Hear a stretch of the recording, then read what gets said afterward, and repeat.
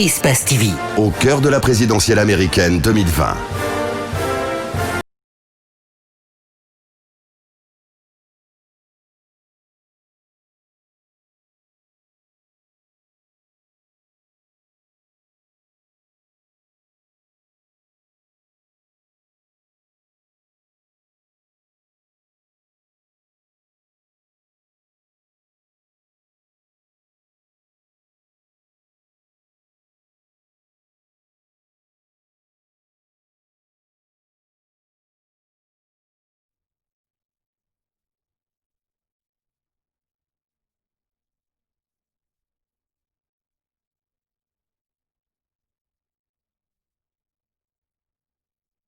Bonsoir à toutes, bonsoir à tous. Est-ce qu'on va dire bonjour? En tout cas, ça dépend de ces fuseaux horaires. Vous nous suivez ici en Guinée, à travers le monde entier, sur toutes nos plateformes. Nous parlons ce soir de cette édition spéciale consacrée à la présidentielle américaine. En tout cas, une présidentielle qui intervient dans un contexte particulier, une élection marquée par le Covid-19. On en parle ce soir avec nos invités. Nous aurons nos envoyés spéciaux permanents du côté des États-Unis, Omar Bari, Ibrahim Bantankoba. On n'oublie pas également Souleymane Ba qui vont prendre la parole dans cette édition spéciale. Mais avant, vous aurez aussi des invités de taille qui sont avec nous dans ce studio, qui vont faire avec nous le tour d'horizon de cette actualité majeure. Lorsqu'on parle de la présidentielle américaine, c'est le monde entier, en tout cas, qui retient son souffle, puisque la géopolitique oblige. Vous aurez des invités de taille qui prendront la parole ici dans ce studio, mais également à travers Espace TV pour vous tenir en haleine. Nous sommes ensemble jusqu'à 6h du matin. Dieu le veut bien. Merci de nous rejoindre dans cette édition spéciale.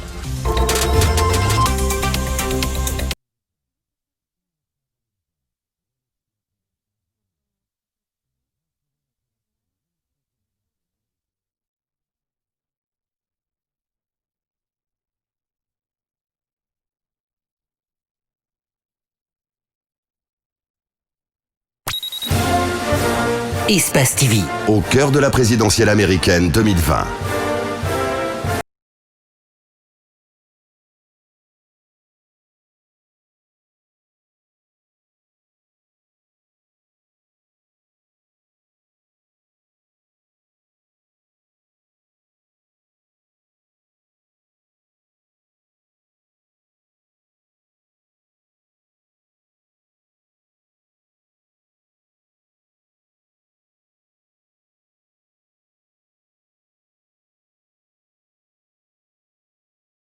On parle de cette présidentielle américaine. Merci de nous rejoindre dans ce studio, mais également sur ce plateau spécial consacré à cette présidentielle avec des invités de taille déjà avec nous dans ce studio. Vous avez un habitué de la maison, Ahmed Kourouma. Bonsoir, bienvenue. Bonsoir.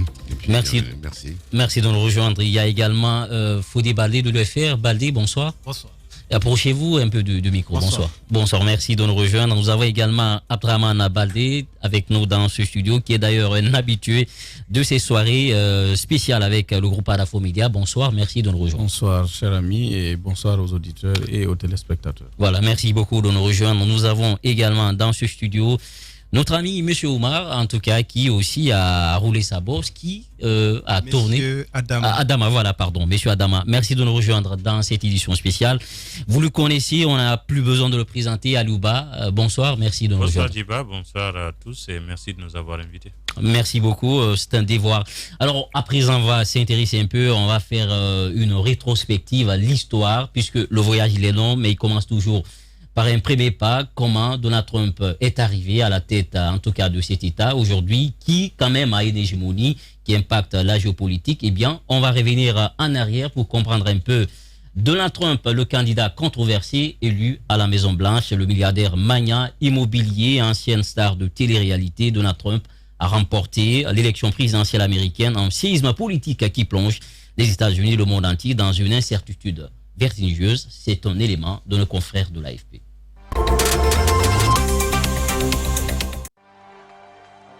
Ces déclarations choc l'ont conduit à la nomination du Parti républicain. Elle lui ouvre désormais les portes de la Maison-Blanche. Un message fort contre l'establishment et la classe politique américaine. Pourtant, dans son premier discours de victoire, Donald Trump se veut rassembleur. Je dis qu'il est temps de se rassembler pour devenir un peuple uni. Le moment est venu. Je promets à chaque citoyen de notre pays que je serai le président de tous les Américains.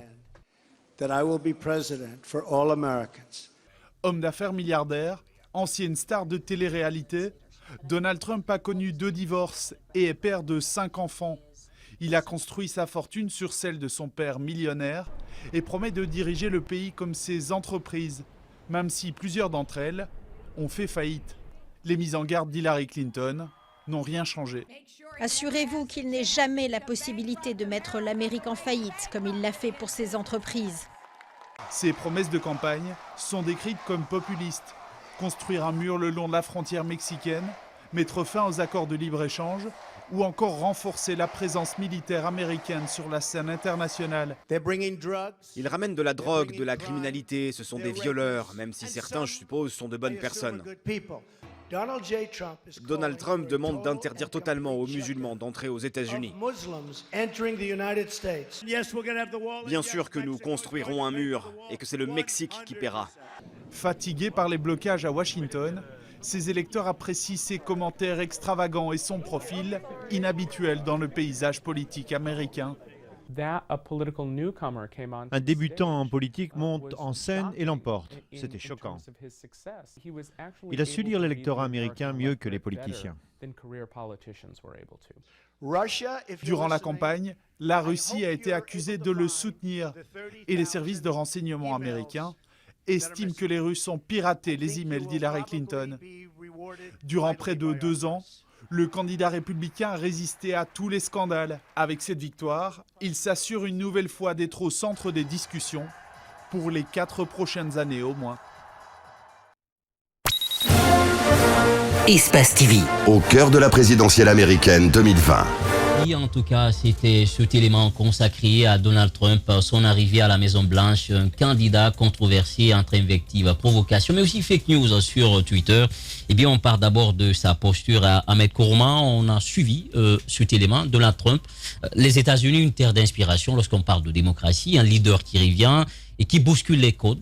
Comment voir cela? Est-ce que c'était prévisible?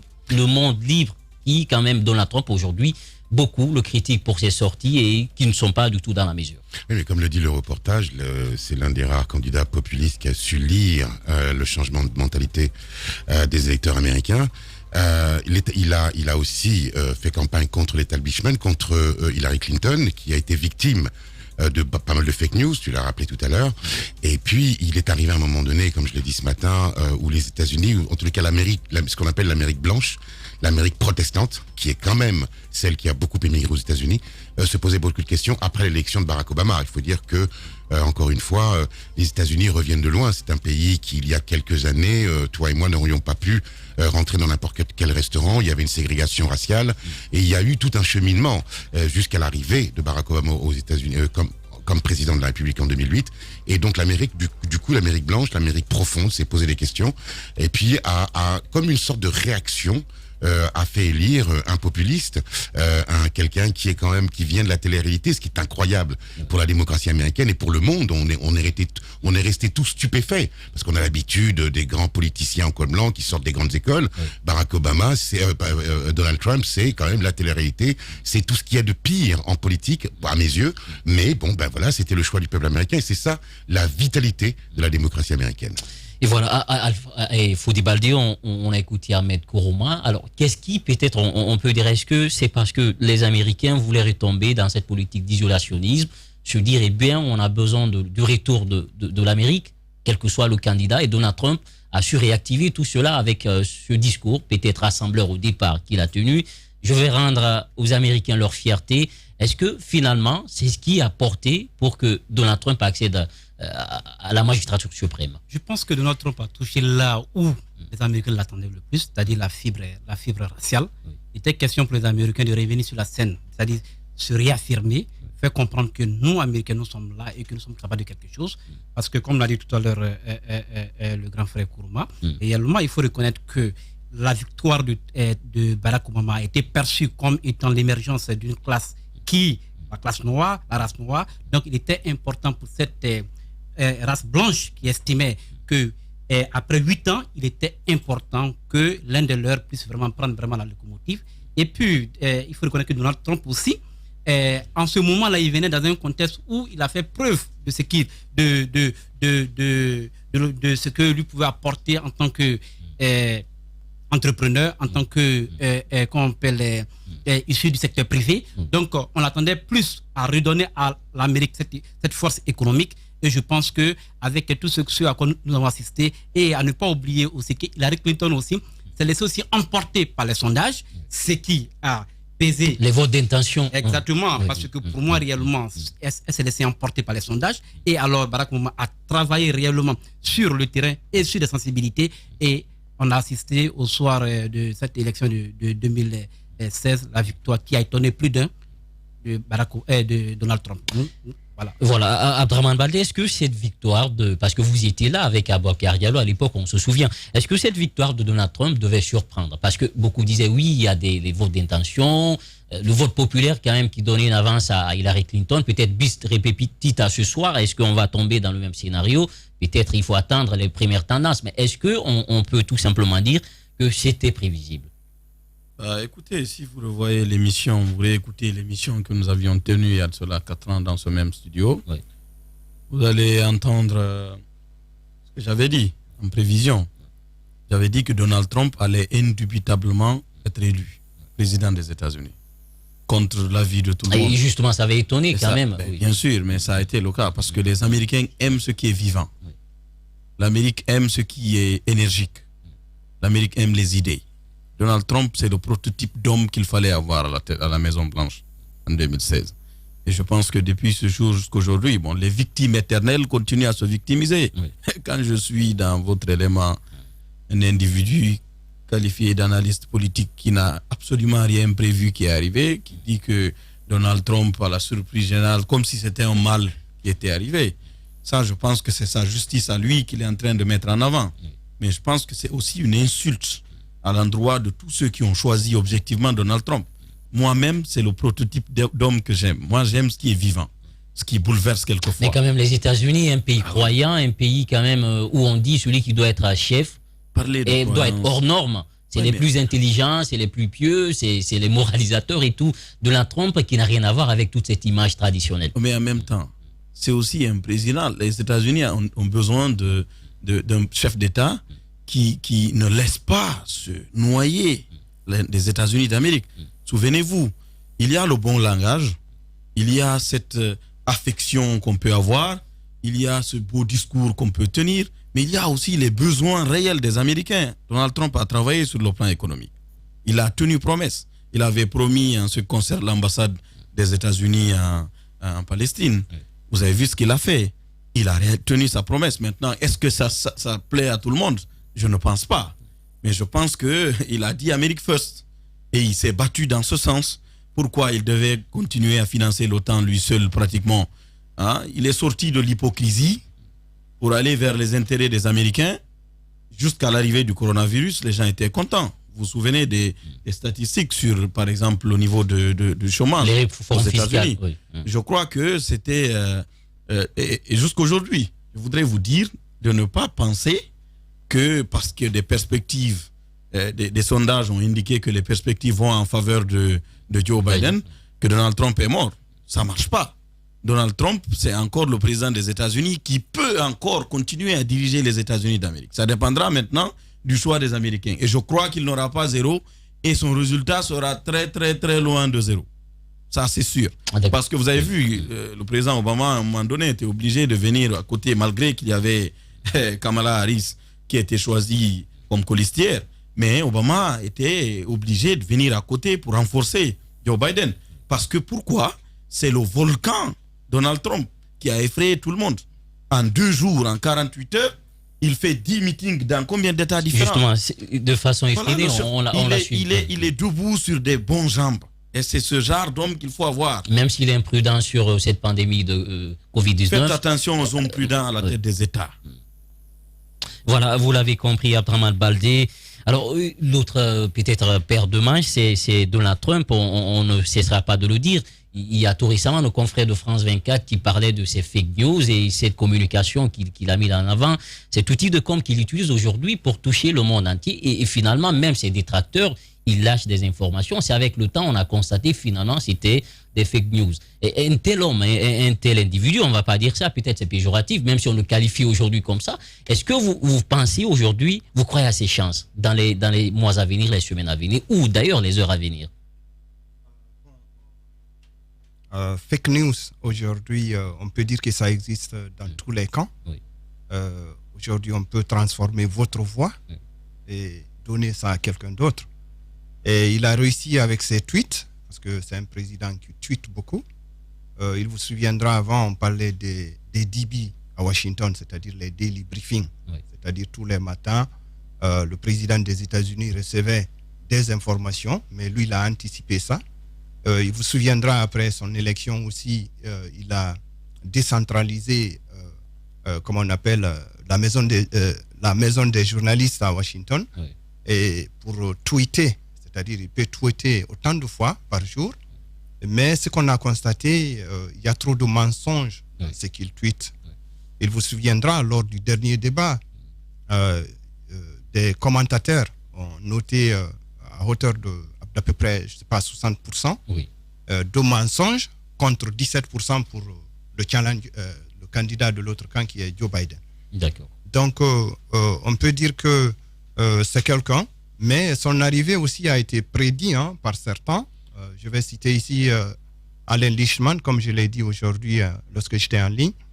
Et ce professeur qui est émérite aujourd'hui à l'Université de Washington, qui avait prédit son arrivée. Et si vous avez vu son livre qu'on appelle The 13 Keys to the White House, depuis 82, entre Ronald Reagan, depuis Ronald Reagan, Michael Dukakis, il a fait 13 questionnaires qui sont binaires, qui permettent aujourd'hui à beaucoup de scientifiques américains notamment de pouvoir prédire qui sera la Maison-Blanche.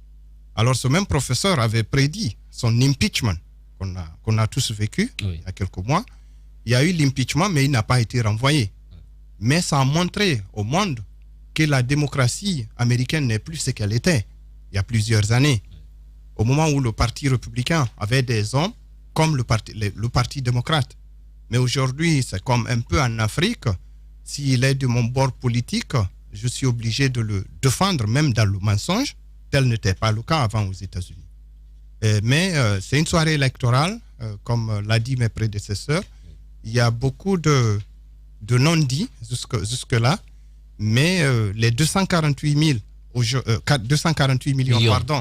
et 500 000 votants qui sont enregistrés pour voter, on estime jusqu'à il y a 1 heure, 2 heures de temps, en tout cas aux dernières informations, il y avait plus de 100 millions qui ont déjà voté. Justement, le vote par anticipation et puis par mail. Et même ça, il met en doute cela aujourd'hui. Mais on estime qu'on va atteindre 150 millions qui vont voter par la poste. Et on se rappelle, en 2016, il n'y avait eu que 30 millions. Donc c'est un record. C'est du jamais vu aux États-Unis depuis la création des États-Unis, qu'on arrive vraiment à ce engouement. Et depuis 2 ans déjà, sur le terrain, il vous souviendra qu'il y a des hommes de l'argent qui ont mis beaucoup d'argent pour que les minorités puissent sortir des maisons pour aller voter. Et c'est chose que beaucoup ont applaudi aujourd'hui. Parce qu'aujourd'hui, l'objectif, c'est quoi? On a constaté sa mandature des 4 ans depuis 2016. L'Amérique est partie en bas dans le leadership mondial surtout. Sur la politique quand même internationale. N'est plus ce qu'elle était.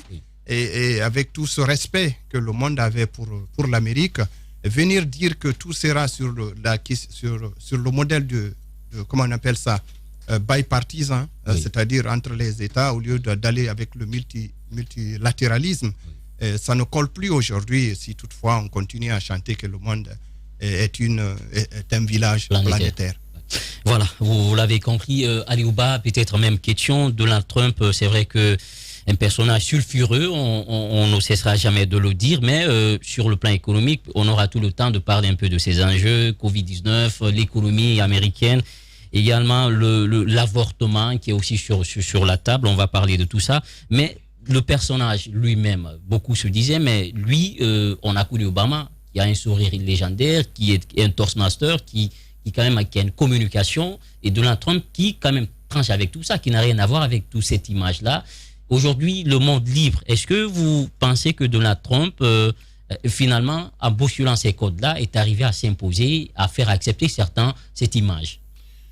Oui, vous savez, passer de Obama à Trump, c'est aller d'un extrême à un autre. Oui. Parce que les deux sont différents dans leur façon de faire. C'est aussi ça, l'Amérique. Un pays diversifié où les gens refusent la monotonie. Ils aiment toujours changer. C'est dans leur culture. Mais il faut savoir que chaque contexte a sa particularité. En 2016, il n'y avait pas de président sortant. Donc la Maison-Blanche était vide. Elle devait être occupée. Hillary et Donald Trump étaient en compétition. Mais il y a eu des paramètres qui ont joué en faveur de Donald Trump sans qu'il les provoque directement. Vous vous souvenez de cette histoire d'ingérence russe dans le processus électoral américain? C'est une réalité, mais malgré que les commentaires qui en étaient faits, il y a eu beaucoup d'abus, mais c'est par des failles du système électoral de l'État de l'Illinois que des hackers russes se sont infiltrés pour pirater des données. Il y avait plus de 76 000 données de citoyens américains électeurs qui avaient été touchées. Mais il y a eu des limites par rapport aux conséquences. Mais ce qu'ils ont réussi surtout, c'est d'avoir créé des faux comptes et ciblé un public qui était beaucoup plus favorable aux démocrates pour lui transmettre de fausses informations et de le dissuader par rapport aux élections. L'enjeu des élections américaines, c'est aussi en termes de mobilisation. Les candidats sont évalués par leur capacité à influencer l'électorat pour qu'il se mobilise. Alors quand l'électorat ne se mobilise pas, c'est déjà un échec parce que c'est votre leadership qui est remis en cause. Alors du côté de Hillary, son camp a émis des doutes. Les gens ont commencé à douter de sa sincérité. Vous vous souvenez aussi des séries de rapports du FBI, concernant ses emails. Malgré qu'elle avait été disculpée, mais vers la fin, mais c'était déjà consommé. Donc il y avait beaucoup d'Américains qui potentiellement pouvaient voter pour elle, qui se sont dit, ça n'en vaut plus la peine parce que nous ne lui faisons pas confiance. Donald Trump, c'est vrai, sorti de nulle part pour beaucoup de personnes, mais Donald Trump n'était pas loin du milieu politique.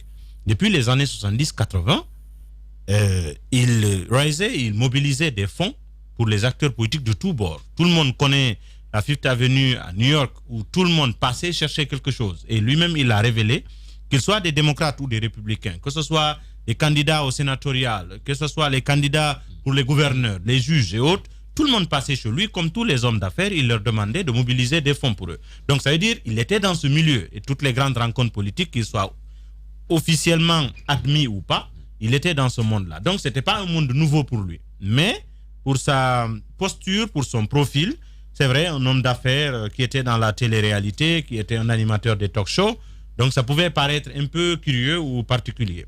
Alors je pense que 2016, c'était un choix par défaut. Hillary, ça ne rassure pas.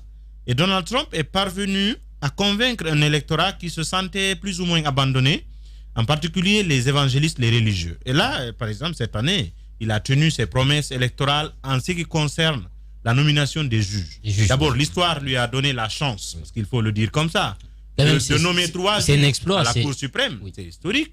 De nommer 180 juges fédéraux, 193 sur l'ensemble du territoire national. Donc, en soi, c'est un message fort envoyé à sa base électorale qui se sent confortée à partir du moment où ceux qui appliquent les lois fédérales sont déjà des conservateurs, d'une façon ou d'une autre. Ça remet, si vous voulez, sur la table certaines questions telles que l'avortement, des questions de société, qui leur tiennent à cœur.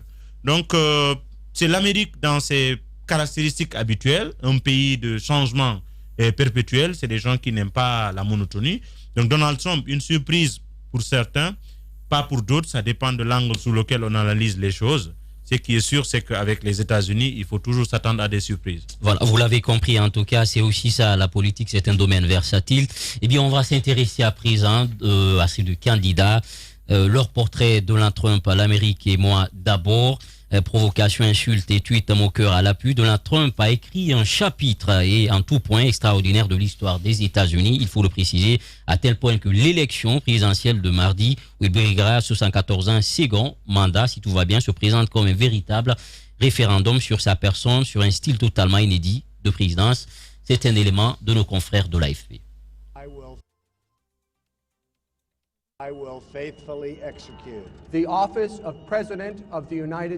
20 janvier 2016, les États-Unis se dotent d'un nouveau président, Donald Trump. Le début d'un chapitre inédit pour le pays. Avec son épouse Melania, ancienne mannequin immigrée de Slovénie, Donald Trump crée la surprise en arrivant au pouvoir et inaugure un style de présidence tranchant radicalement avec son prédécesseur Barack Obama. Un vœu exaucé pour cet homme d'affaires né en 1946 à New York, jusque-là connu pour ses hôtels, ses casinos et son émission de télé-réalité, récompensée d'une étoile à Hollywood. Nouveau venu sur la scène politique, le 45e locataire de la Maison-Blanche signe des mesures controversées dès le début de son mandat. Enfants migrants séparés de leurs parents à la frontière, interdiction de voyage pour des ressortissants de pays musulmans, retrait de l'accord de Paris sur le climat et taxes douanières. Pour Donald Trump, la politique, c'est avant tout une affaire de famille. Sa fille Ivanka et son beau-fils Jared Kushner sont propulsés conseillers à la Maison-Blanche. Autre spécificité de la présidence Trump, ses tweets, où il n'hésite pas à provoquer et ridiculiser ses détracteurs, comme certains médias, ou encore le dirigeant nord-coréen Kim Jong-un. Il finit pourtant par le rencontrer à 2 reprises, devenant le premier président américain à mettre le pied en Corée du Nord. À l'international toujours, ses relations parfois conflictuelles avec la Chine, l'Iran et la Russie font les gros titres.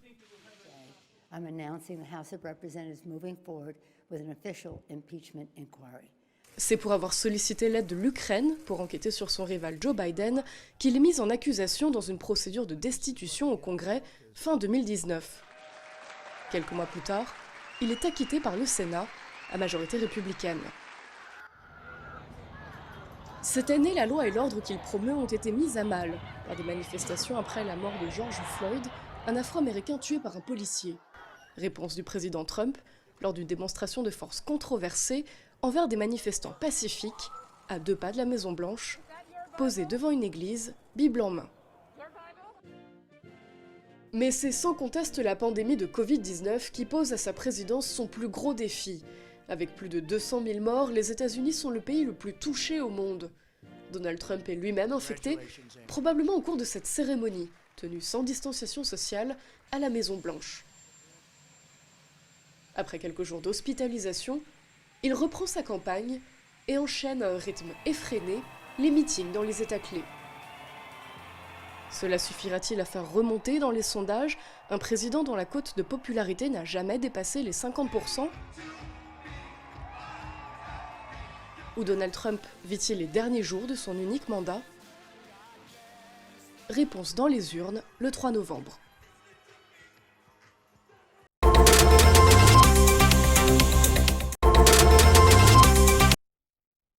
Donald Trump vit les derniers instants. En tout cas, nous serons édifiés dans les heures qui suivent. À présent, on va s'intéresser, on a pas assez parlé de lui, de Joe Biden, 47 ans, de vie publique, il faut le préciser. Vieux routier de la vie politique américaine, Joe Biden a connu des hauts et des bas dans sa longue carrière à Washington, dans cette capitale du pouvoir. Il espère encore prolonger en remportant à 77 ans la bataille présidentielle face à Donald Trump. C'est toujours un élément de nos confrères de l'AFP.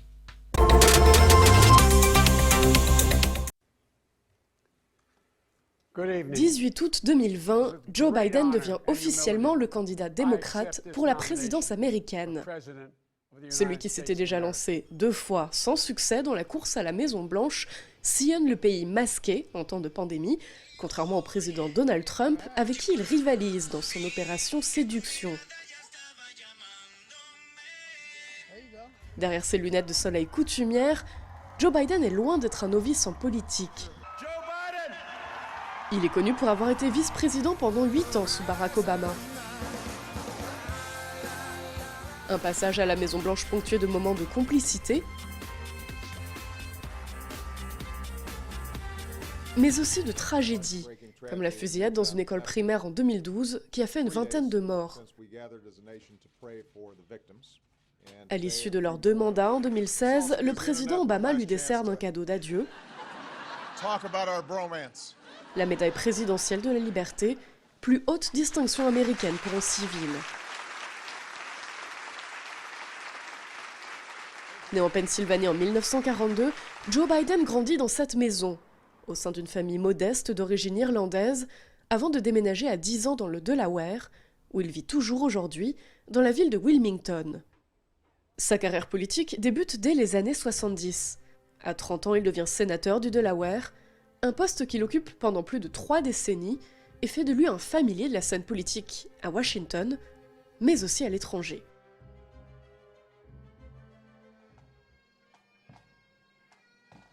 Sa vie est ponctuée de drames. La mort de sa première épouse et de leur fille dans un accident de voiture en 1972, puis le décès de son fils aîné d'un cancer du cerveau en 2015. Marié depuis 1977 à l'enseignante Jill Biden, son histoire familiale le rattrape au cours de la campagne de 2020. L'équipe du président Trump l'attaque sur les activités de son autre fils, Hunter, en Ukraine. Pour l'épauler dans sa course à la présidence, il choisit comme colistière Kamala Harris, ancienne concurrente pour la nomination démocrate. Une rivalité depuis surmontée, avec la sénatrice californienne de 56 ans, d'origine indienne et jamaïcaine. S'il est élu, Joe Biden, fort de son quasi demi-siècle d'expérience politique, deviendra, à 78 ans, le président américain le plus âgé à prendre ses fonctions.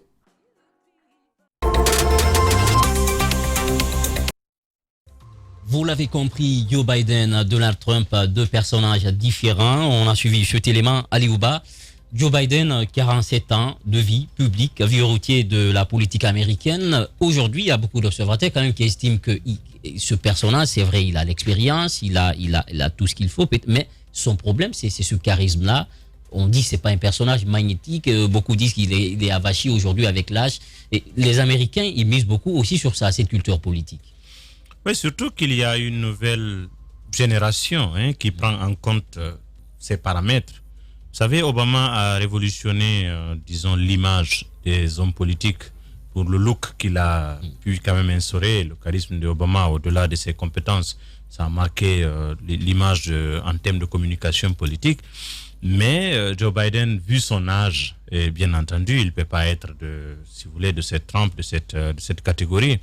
Je ne pense pas que ce sera un élément très déterminant pour cette année, parce que cette élection va se jouer sur plusieurs autres paramètres. En dehors de cet état de fait, je suis d'accord avec vous que ce n'est pas quelqu'un qui attire tout de suite, mais ses compétences ne sont pas remises en cause. Déjà, c'est quelqu'un qui a pratiqué le pouvoir pendant les 8 ans d'exercice d'Obama en tant que vice-président. Vous êtes imprégné de toutes les affaires de l'État. Vous êtes au cœur de toute la politique, de toutes les activités au niveau du Sénat. Et c'est un ancien sénateur. Donc ce acquis-là, il est extrêmement important. Les Américains ne doutent pas de sa capacité à mener à bien le bateau Amérique, à mener à bien les réformes qu'il entend engager. Maintenant, la question de l'image, la question de visibilité, ça aurait été un atout supplémentaire, mais qu'il ne l'est pas, je ne pense pas que ce sera un facteur déterminant pour le choix. Voilà, parce que tout va se jouer aussi autour de ces enjeux dont tu mentionnais tout à l'heure. Alors on nous apprend, ça va vite, Biden est en avance de 16 grands électeurs, il faut le préciser, contre 13 pour Donald Trump, mais ce sont en tout cas des tendances, on va dire très très petites, parce qu'on a 270, il faut le préciser, lorsqu'on parle de ce collège électoral. Sur 538. Sur 538. Alors, on revient à vous, on vient de suivre Biden quand même qui a roulé sa bosse, qui a l'expérience, qui est aujourd'hui avec le temps, qui connaît en tout cas le sérail gouvernemental. Est-ce qu'on peut dire aujourd'hui, au-delà de son personnage, ces enjeux-là? Parce que Donald Trump, c'est vrai, on dit sur le plan économique, qu'il y a eu des avancées, notamment les fortunés aujourd'hui qui saluent ce qu'il a fait pour eux avec ses réformes fiscales. Beaucoup sont arrivés quand même à économiser et aujourd'hui on est en train de réinjecter cet argent dans l'économie américaine. C'est vrai, ils se fortent les mêmes, mais de l'autre côté, les minorités, c'est pas le même langage qu'on tient aujourd'hui. Est-ce que vous pensez, au-delà du personnage peut-être de Joe Biden, que tout pourrait aussi se discuter autour de ces enjeux? Tout à fait. Tout va se jouer aujourd'hui sur beaucoup de facteurs. Et il y a un président sortant qui a un bilan, c'est Donald Trump. Trump aujourd'hui est face à son bilan, qui est mitigé, on peut dire, économiquement parlant. Jusque l'année dernière, ça allait bien, bien que les chiffres qu'on a par rapport à la bourse, par exemple, que ce soit des matières premières mercantiles ou bien la bourse de New York ou bien les SP 500, Barack Obama, par exemple, a fait 66% contre Trump qui a fait 33%, c'est-à-dire les 8 ans de mandature d'Obama. On est parti jusqu'à 66%, c'est-à-dire sur la montée de la bourse. Par contre, Trump a fait, pendant sa mandature de 4 ans à peu près, les 33% aujourd'hui. Donc, si on tient compte de ça, il y a eu après la pandémie qui a tout mis dans l'eau. Si toutefois, beaucoup d'observateurs s'assurent que si toutefois il n'y avait pas la pandémie, Donald Trump, il n'y allait pas y avoir match. Même si ces jours-ci, on dit que cette croissance est en train aujourd'hui de se stabiliser davantage. Tout à même fait. si le mais coronavirus est passé. Il y a d'autres aspects, notamment l'immigration. Oui. Il a promis tout à l'heure dans le sketch que vous avez montré, il avait promis par exemple qu'il allait faire le mur. Oui. Si vous prenez l'état de l'Arizona par exemple, dont la capitale est Phoenix, à la frontière mexicaine sur la Rio Grande, vous trouverez qu'il n'a fait que 50 km de mur. Donc là, il a faussé. On a vu des familles d'immigrants qui ont été séparées de par leurs leurs enfants. Oui. Il y a eu des Américains qui pleurent ça aujourd'hui parce que c'est pas ça que les founding fathers, c'est-à-dire les pères fondateurs de l'Amérique, ont montré aux Américains. Oui. C'est-à-dire c'est une terre d'opportunité. Si vous regardez depuis sa création jusqu'à aujourd'hui, les followers aujourd'hui, c'est-à-dire ceux qui suivent Trump, c'est des personnes qu'on appelle des high school dropout, c'est-à-dire c'est des personnes qui sont venues au niveau du lycée, qui n'ont pas cherché le baccalauréat, ils ont décidé d'aller chercher de l'argent, que ce soit dans un restaurant, et plus tard ils se hissent, parce que le dream american, le rêve américain, c'est quoi? C'est d'avoir sa maison et avoir son entreprise ou être multimillionnaire comme Donald Trump. Tout à l'heure dans le sketch, son papa lui a laissé $1 million et il en a fait des milliards aujourd'hui dans la ville de New York, notamment sur la 5e avenue. Monsieur Bat Aliou tout à l'heure parlait de ça. La 5e avenue, c'est l'une des avenues les plus chères aujourd'hui au monde. Donc, il y a aussi ce facteur de foreign policy, c'est-à-dire la politique extérieure des États-Unis. Aujourd'hui, qui est un lambeau. C'est-à-dire... Sans oublier aujourd'hui cette montée en puissance de la Chine, oui, qui est vue comme une menace. L'empire du milieu. Oui, on aura le temps de parler voilà. de tout ça. Donc, il y a ce facteur côté foreign policy aujourd'hui qui n'est pas en sa faveur, notamment le leadership. Parce que, il vous souviendra, il y a quelques années, il y avait un ministre français qui avait qualifié des États-Unis non de superpuissance, mais de hyperpuissance. C'était Hubert Védrine, qui était le ministre des AE français à l'époque. Donc, c'était pour montrer jusqu'où l'Amérique était hyper puissante par rapport à d'autres États aujourd'hui du monde qui sont en train de les attraper. Si vous prenez les Allemands aujourd'hui, qui sont devenus les gros acheteurs de tout ce qu'on vend dans le monde, avec les États nordiques, ça en dit longuement sur la politique extérieure des États-Unis depuis que Trump est venu en 2016.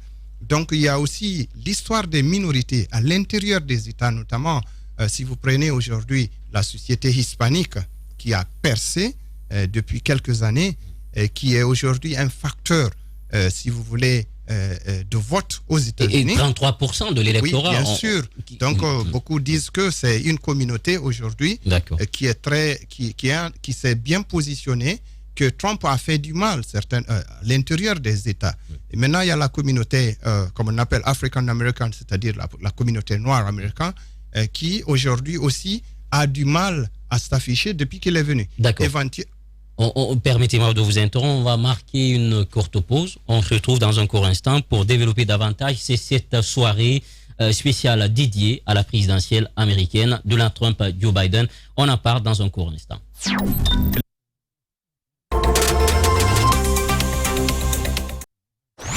La rentrée est difficile.